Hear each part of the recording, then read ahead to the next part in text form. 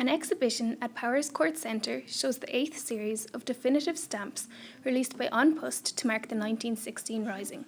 I spoke with Stephen Ferguson, An Post's historian, to find out a little bit more about the collection. For 1916 this year, we've brought out a set of stamps, 16 stamps, and they're in slightly different formats. But the aim this year was to produce stamps that would be as broad as possible and give as wide a perspective on what happened in 1916 as possible.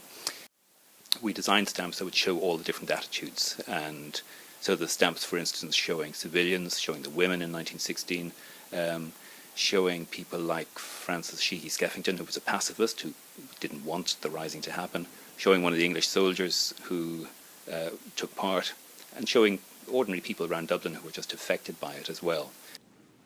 Stephen showed me the stamp collection within the GPO, which dates back to the beginning of the state. These are ones from early times, these are 1950s, and we have them organised by decade, so that the early ones were all basically one colour, and they were all sort of a lot of religious and historical topics. And then when we moved up into, say, the 70s and 80s, you got more colours in stamp production and a lot more different themes, and you'll get more European and world things. Stamps have always been an important part of Irish identity.